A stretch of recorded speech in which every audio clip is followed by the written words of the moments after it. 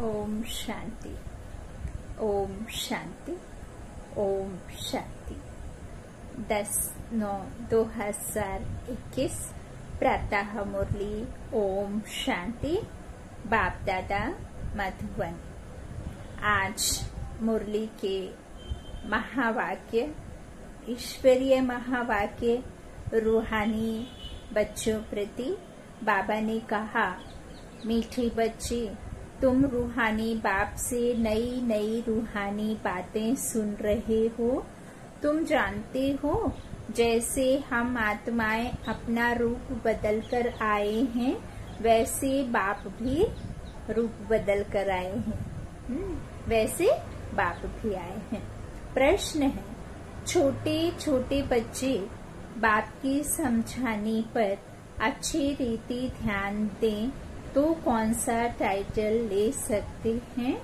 उत्तर में बाबा ने कहा, स्पिरिचुअल लीडर का। छोटे बच्चे अगर कोई हिम्मत का काम करके दिखाएं, बाप से जो सुनते हैं उस पर ध्यान दें और दूसरों को समझाएं, तो उन्हें सब बहुत प्यार करेंगे। बाप का नाम भी बाला हो जाएगा। गीत है, छोड़ भी दे आकाश सिंहासन। ओम शांति। बच्चों ने बुलाया, बाप ने रेस्पॉन्ड किया। प्रैक्टिकल में बच्चे क्या कहते हैं कि बाबा आप फिर से रावण राज्य में आ जाओ। अक्षर भी है ना, फिर से माया का परछाया पड़ा है। माया कहा जाता है रावण को और रावण कहा जाता है 5 विकारों को। तो पुकारते हैं, रावण राज्य आ गया है, इसलिए अब फिर से आ जाओ। रावण के राज्य में यहाँ बहुत दुख है। हम बहुत दुखी पाप आत्मा बन पड़े हैं। अभी बाप प्रैक्टिकल में है। बच्चे जानते हैं, फिर से वही महाभारत लड़ाई भी खड़ी है। बाप ज्ञान और राजयोग सिखला रहे हैं। बुलाते भी हैं, हे निराकार परमपिता परमात्मा, निराकार से आकर साकारी रूप लो, रूप बदलो। बाप समझाते हैं, तुम भी वहाँ के रहने वाले हो, ब्रह्म महातत्व व निराकारी दुनिया में। तुमने भी रूप बदला है, यह कोई नहीं जानते हैं। जो आत्मा निराकार है, वही आकर साकार शरीर धारण करती है। वह है निराकारी वर्ल्ड, यह है साकारी दुनिया और वह है सटल वर्ल्ड, आकारी दुनिया। वह अलग है, तुम्हारी बुद्धि में है। हम शांति धाम व निर्वाण धाम से आते हैं। बाप को जो पहले पहले नई रचना, बाप को जब पहले पहले नई रचना रची होती है, रचनी होती है। पहली पहली नई रचना कौन सी? सुख की, सतयुग की रचना। तो जो पहली पहली रचना रचनी होती है, तो सूक्ष्म वतन को ही रचेंगे। सूक्ष्म वतन में अभी तुम जा सकते हो, फिर कभी जाने का नहीं होता। अभी ही सूक्ष्म वतन का बाबा विस्तार बता रहे हैं। पहले पहले तुम वाया सूक्ष्म वतन से नहीं आते हो, बाबा कहते हैं। अभी सूक्ष्म वतन होकर जाना है। तो बाबा कहते हैं, सीधे आते हो। कहाँ से? शांति धाम से। शांति धाम अर्थात निर्वाण धाम कहो या निराकारी दुनिया कहो। तो आदि में ड्रामा बाबा कह रहे हैं कि ऐसा नहीं है, सूक्ष्म वतन से होकर आते हैं, डायरेक्ट आते हैं। बाबा कहते हैं तो सीधे आते हैं। अभी तुम सूक्ष्म वतन में आ जा सकते हो, है ना। साक्षात्कार के लिए बाबा ने बताया है ना सूक्ष्म वतन को। तो पैदल आदि जाने की बात नहीं है। मन बुद्धि के विमान में बैठकर सूक्ष्म वतन, शांति धाम जाना है, तो यह साक्षात्कार होता है। बाबा कह रहे हैं कि यह सब जो बातें हैं साक्षात्कार के लिए हैं। साक्षात्कार होता है तुम बच्चों को। मूल वतन का भी साक्षात्कार हो सकता है। 3 वतन बताए ना बाबा ने, मूल वतन, सूक्ष्म बदन, और ये 3rd फ्लोर जिससे हम जहाँ पाठ बजाते हैं, ये साकारी दुनिया स्थूल बदन है ना। तो बाबा कहते हैं कि इस तरह से 3 बदन है। मूल बदन जिससे हम कहना, बाबा कहते हैं कि निर्वाण धाम, शांति धाम भी कहते हैं। फिर साक्षात्कार के लिए बाबा ने बताया है कि सूक्ष्म बदन और फिर यह स्थूल बदन। स्थूल बदन में हम हर एक चीज को देख सुन सकते हैं, पहचान सकते हैं, छू सकते हैं, महसूस कर सकते हैं, है ना। और बाकी जो मूल बदन और सूक्ष्म बदन है, वहाँ बाबा कहते हैं ऐसा कोई जीवन नहीं है, शरीर नहीं है। एक है मूवी और एक है टॉकी, जहाँ हम साकार में आते हैं, वहाँ टॉक आदि होती है ना। बाकी मूवी है। बाबा कहते साक्षात्कार होता है तुम बच्चों को। बाबा कहते मूल बदन का भी साक्षात्कार हो सकता है, परंतु जा नहीं सकते, शरीर के साथ जा नहीं सकते। बैकुंठ का भी साक्षात्कार हो सकता है, जा नहीं सकते, है ना।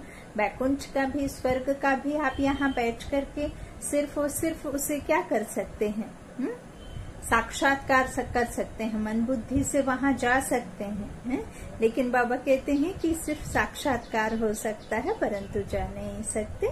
इसी तरह से बाबा कहते जब तक संपूर्ण पवित्र नहीं बने हैं, तुम ऐसे नहीं कह सकते कि हम सूक्ष्म बदन में जा सकते हैं। बाबा कहते तुम साक्षात्कार कर सकते हो, शिव बाबा और दादा, और तुम बच्चे हो। तुम बच्चे कैसे नई नई रूहानी बातें सुनते हो, यह बातें दुनिया में कोई नहीं जानते। भल कहते हैं इनकॉर्पोरियल वर्ल्ड, परंतु यह पता नहीं है कि वह कैसी होती है। इनकॉर्पोरियल वर्ल्ड बाबा कहते हैं इस तरह से जानते हैं, लेकिन कैसी होती है यह कोई पता नहीं सकता। पहले तो आत्मा को ही नहीं जानते, तो निराकारी दुनिया को फिर क्या जानेंगे। बाप पहले पहले आकर आत्मा का रियलाइजेशन कराते हैं, तुम आत्मा हो, फिर रूप बदला है, अर्थात निराकार से साकार में आए हैं। बाबा कहते जब हमारा जो ओरिजिनल रूप है, स्वरूप है, वो कैसा है, अव्यक्त कैसा है, निराकारी है ना। तो आत्मा जब शरीर को अर्थात इस व्यक्त तन को धारण करती है, तब फिर हम साकार में अर्थात हम देखने में आते हैं, है ना। तो बाबा कहते हैं इस तरह से आकर आत्मा का रियलाइजेशन कराते हैं। पहले तो कुछ भी नहीं होता, तो तुम आत्मा हो, फिर रूप बदला है, अर्थात निराकार से साकार में आए हो। अभी तुम समझते हो हमारी आत्मा 84 जन्म कैसे भोगती है। वह सारा पाठ आत्मा में रिकॉर्ड मुआफिक भरा हुआ है। पहले यह बातें सुनाते थे, बाप कहते हैं अभी तुमको गुहा रमणीक बातें सुनाता हूँ, जो तुम आगे नहीं जानते थे, यह अभी जानते हो। नई नई पॉइंट्स बुद्धि में आती जाती है, इसलिए दूसरों को भी झट समझा सकते हो। दिन प्रतिदिन यह ब्राह्मणों का झाड़ बढ़ता जाता है, यही फिर दैवी झाड़ बनना है। ब्राह्मण ही वृद्धि को पाएंगे। देखने में कैसे छोटे आते हैं, जैसे वर्ल्ड के नक्शे में इंडिया देखते हैं तो कितनी छोटी दिखाई पड़ती है। वास्तव में इंडिया है कितनी बड़ी। मैप आदि में हम देखते हैं तो भारत कितना छोटा दिखता है, बाबा कहते हैं फिर कितनी छोटी दिखती है ना, वास्तव में कितनी बड़ी है।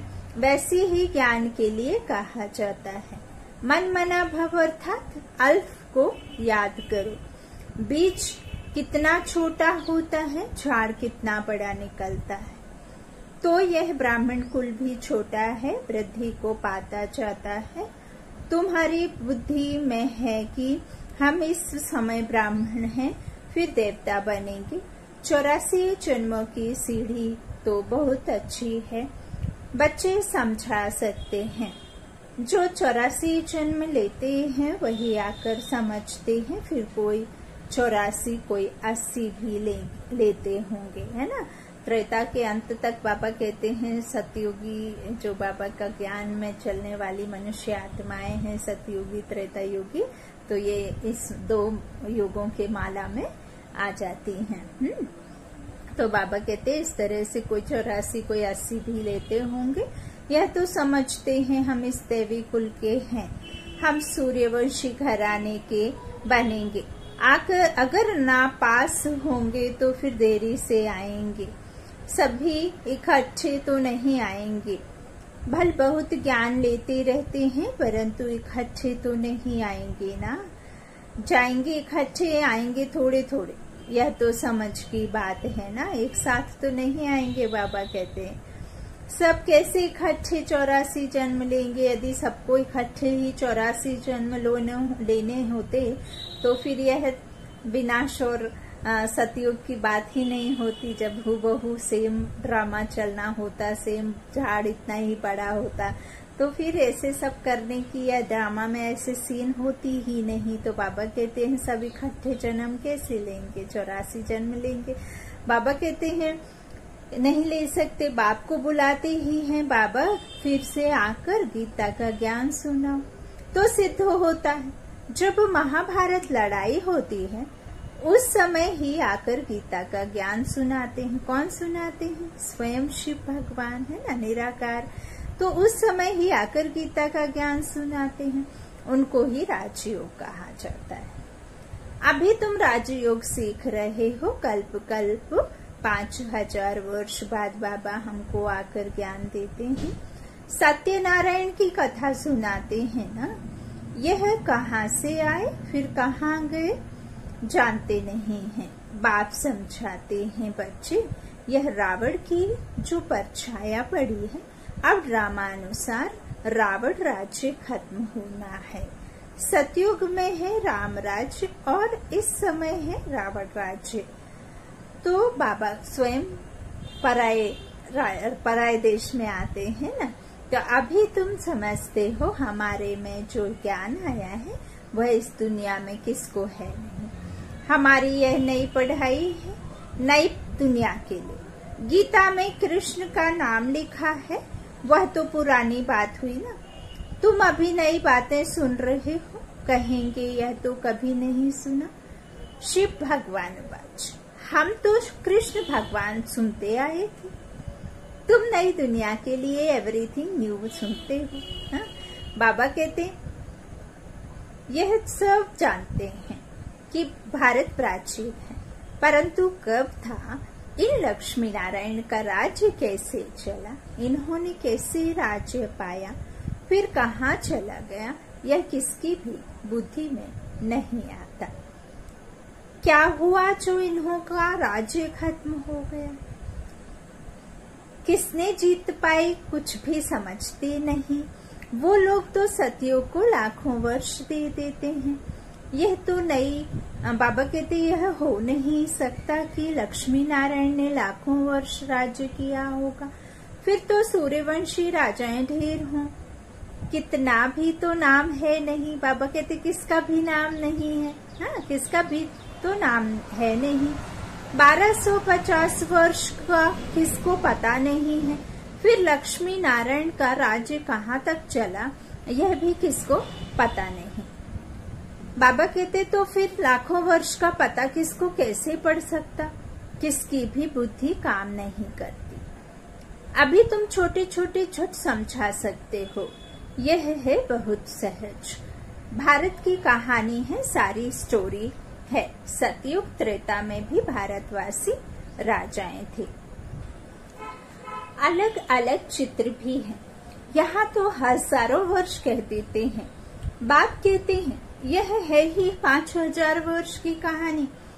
आज से 5000 वर्ष पहले लक्ष्मी नारायण का राज्य था। डिनाइस्टी थी, फिर पुनर्जन्म लेना पड़े। डीटीज धर्म है ना, तो बाबा कहते डीटीज्म धर्म अर्थात देवी देवता का धर्म, और देवी देवता की रचना बाप ने की है। हाँ, रचना, और वो भी ब्रह्मा द्वारा। तो बाबा कहते हैं इस तरह डिनाइस्टी थी, फिर पुनर्जन्म लेने पड़े। छोटी छोटी बच्चियां इतना थोड़ा भी बैठ समझाएं तो समझेंगे यह तो बहुत अच्छी नॉलेज पढ़ी हुई है। यह स्पिरिचुअल नॉलेज सिवाय स्पिरिचुअल फादर और कोई के पास है नहीं। तुम कहेंगे हमको भी स्पिरिचुअल फादर ने आकर बताया है। आत्मा शरीर द्वारा सुनती है, आत्मा ही कहेगी कि हम फलाना बनते हैं। सेल्फ को मनुष्य रियलाइज नहीं करते हैं। हमको बाप ने रियलाइज कराया है। हम आत्मा 84 जन्म पूरे लेते हैं। ऐसी बातें बैठ समझाएं तो कहेंगे इनको तो बहुत अच्छी नॉलेज है। गॉड नॉलेजफुल है ना, गाते भी हैं God is one. God is knowledgeful, blissful, liberator, guide, परंतु कहाँ ले जाने वाला है यह कोई नहीं जानते हैं। नॉलेजफुल है, विल्सफुल है, लिबरेटर है, गाइड है, बाबा कहते परंतु कहाँ ले जाना है, ले जाने वाला है यह कोई नहीं जानते हैं। यह बच्चे समझा सकते हैं। स्पिरिचुअल फादर नॉलेजफुल है, इसको विल्सफुल कहा जाता है। लिबरेट तब आकर करते हैं जब मनुष्य बहुत दुखी होते हैं। जब तक इस संसार में हर एक आत्मा दुखी नहीं होती और दुख से बाबा को नहीं पुकारती, तब तक उनका ड्रामा में सीन है ही नहीं। बाबा कहते हैं बहुत दुखी होते हैं हर एक मनुष्य। एक रावण का राज्य होता है, फिर हेवनली गॉड फादर कहा जाता है। एक रावण का राज्य होता है और हेवनली गॉड फादर कहा जाता है। हेल को रावण राज्य कहा जाता है। यह नॉलेज किसको बैठ सुना, झट कहेंगे यह सबको चलकर सुना, परंतु धारणा बहुत अच्छी चाहिए। प्रदर्शनी के चित्रों की मैगजीन भी है और भी समझेंगे तो इस पर बहुत सर्विस कर सकते हैं। यह बच्ची भी जयंती बहन, जयंती बहन है ना, जयंती दीदी लंदन में, वहाँ अपनी टीचर को समझा सकती है। वहाँ लंदन में यह सर्विस कर सकते हैं। दुनिया में ठगी बहुत है ना, रावण ने एकदम सबको ठग बना दिया है। बच्चे सारे वर्ल्ड की हिस्ट्री, ज्योग्राफी समझा सकते हैं। अब ये तो है ही रावण राज्य, तो रावण का ही ज्यादा होएगा ना बोलबाला, तो इसीलिए बार बार माया आ जाती है। तो बाबा कहते हैं बच्चे सारे वर्ल्ड की हिस्ट्री, ज्योग्राफी समझा सकते हैं। लक्ष्मी नारायण का राज्य कितना समय चला, फिर फलाने संबत से इस्लामी, बौद्धी, क्रिश्चियन आते हैं। वृद्धि होते होते वैरायटी धर्मों का झाड़ कितना बड़ा हो जाता है। आधा कल्प बाद और धर्म आते हैं। त्रेता के बाद और धर्म आते हैं। ऐसी बातें यह बैठ सुनाए तो सुनने वाले इनको कहेंगे यह तो स्पिरिचुअल लीडर है। इनमें स्पिरिचुअल नॉलेज है। स्पिरिचुअल नॉलेज अर्थात आध्यात्म ज्ञान। तो यह फिर कहेंगी यह नॉलेज तो इंडिया में मिल रही है। जयंती बहन के बारे में बाबा ने लिखा है तो स्पिरिचुअल गॉड फादर दे रहे हैं। कौन सा नॉलेज?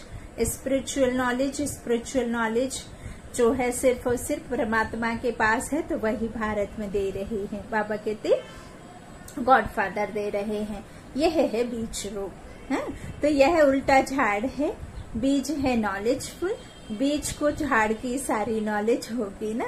अब ये नहीं कि नॉलेज होगी अर्थात हम मनुष्यों के एक जीवन का या 2 जीवन का, इस तरह से नहीं। आत्मा रूपी झाड़ है ना, सदगति दुर्गति, गिरना उठना, कैसे हम जो है दुखी होते हैं, कैसे सुखी होना है, और कैसे हमने 84 जन्म लिए, कैसे हमारा स्वदर्शन चक्र फिरता है, कैसे हम देवी देवता बन फिर मनुष्य योनि में आते हैं, कैसे हम जो है रावण राज्य में आते हैं। यह सब नॉलेज जो है सिर्फ और सिर्फ उस परमपिता परमात्मा के पास है, गॉड फादर के पास।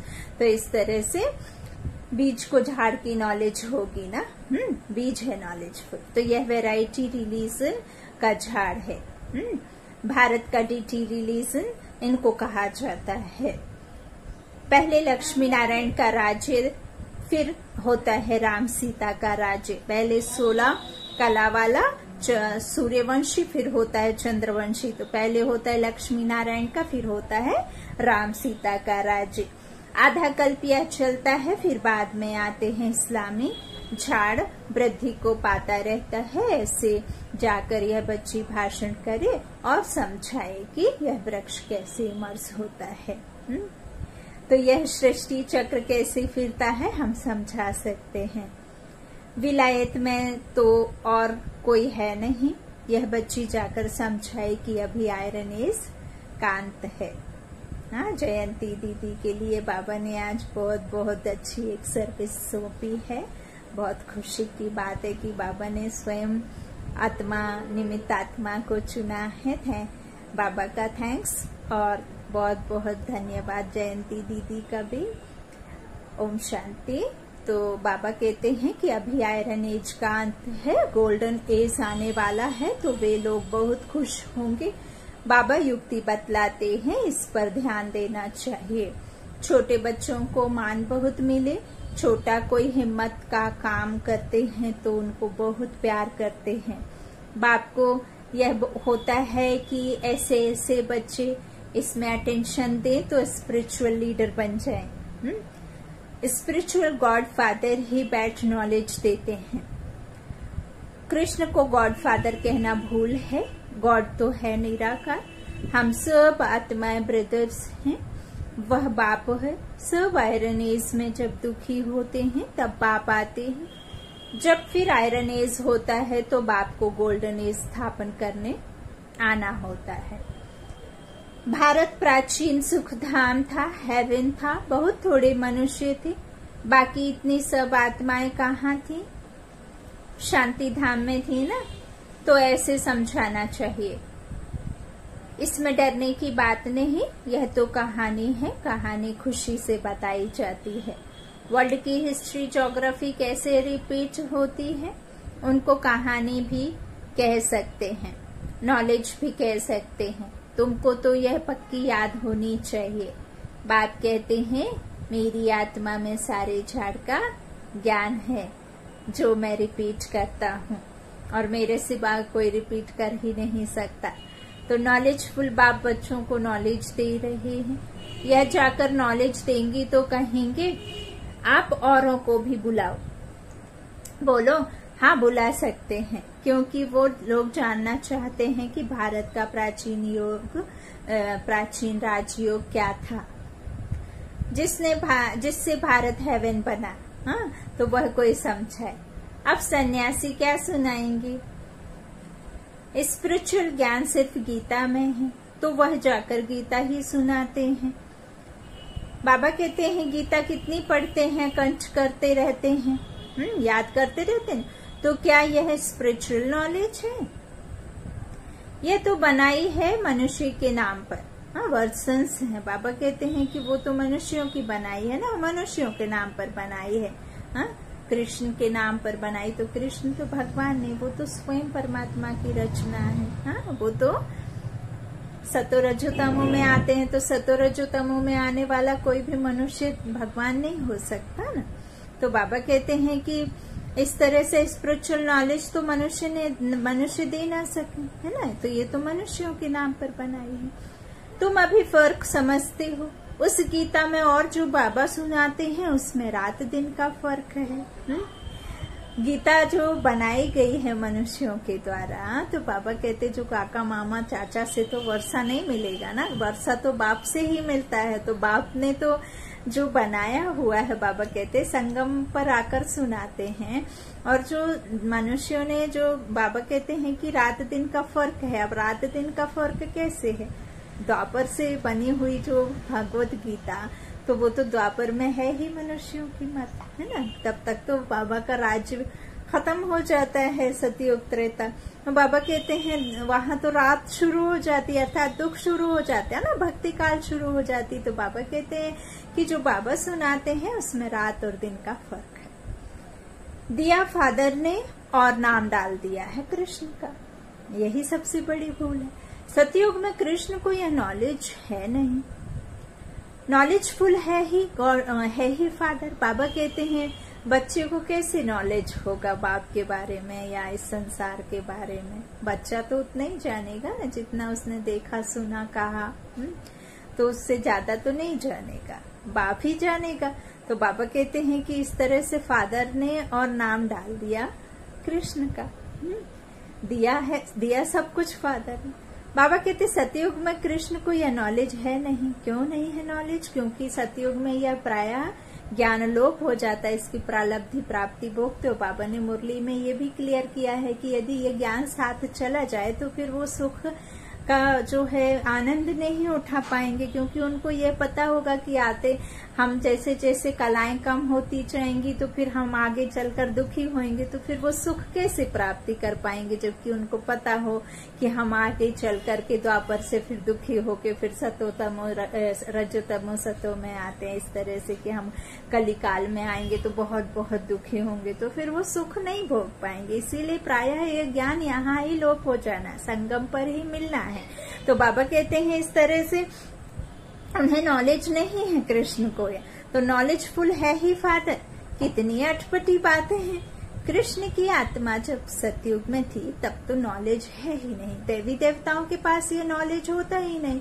कितना सूत मूंझा हुआ है, यह सब विलायत में जाकर नाम निकाल सकते हैं, भाषण कर सकते हैं। बोलो, वर्ल्ड की हिस्ट्री ज्योग्राफी की नॉलेज हम आपको दे सकते हैं। गॉड हेवन स्थापन कैसे करते हैं, स्वर्ग की स्थापना गॉड कैसे करते हैं, है ना, कैसे लॉर्ड की रचना होती है, तो वह हेवन से फिर हेल कैसे बनता है, सो हम आपको समझाते। यह बैठ लिखें फिर देखें हम कोई पॉइंट भूले तो नहीं है, फिर याद करके लिखें। ऐसे प्रैक्टिस करने से बहुत अच्छा लिखेंगे, बहुत अच्छा समझाएंगे तो नाम वाला हो जाएगा। यहाँ से भी बाबा कोई को बाहर भेज सकते हैं, यह जाकर समझाएं तो भी बहुत अच्छा। 7 दिन में भी बहुत होशियार हो सकते हैं, बुद्धि में धारण करना है।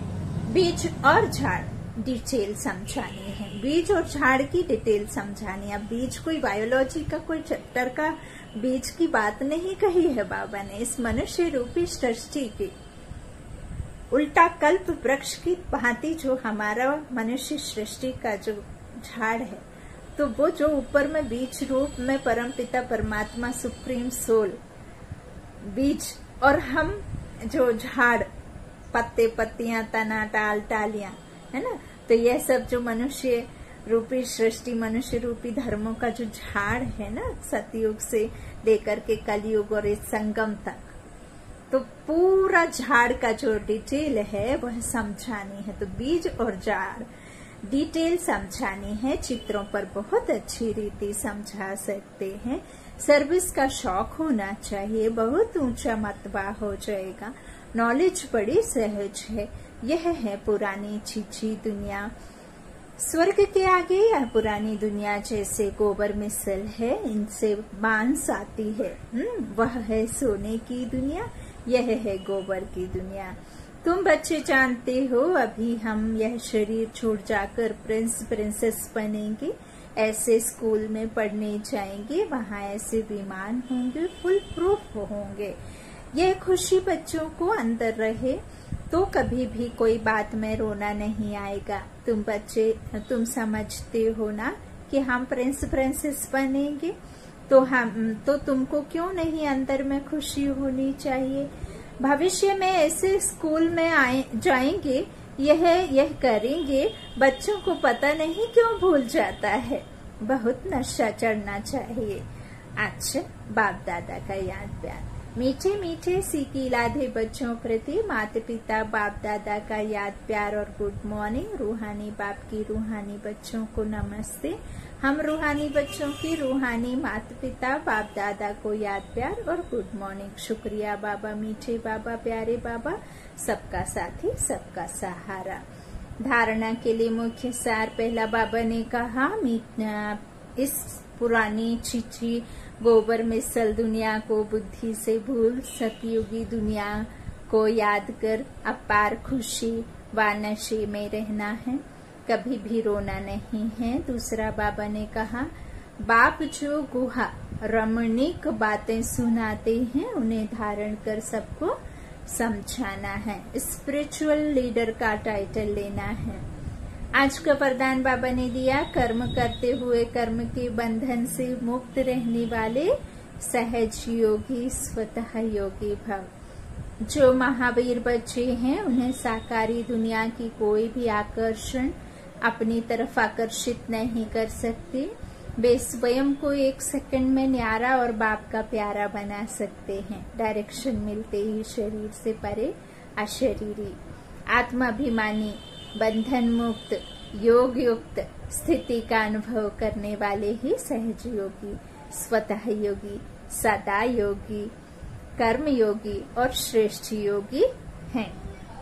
वह जब चाहे, जितना समय चाहे, अपने संकल्प श्वास को एक प्राणेश्वर बाप की याद में स्थित कर सकते हैं। वाह वाह वाह वाह वाह ड्रामा, वाह वाह मेरा भाग्य, वाह वाह ड्रामा, वाह।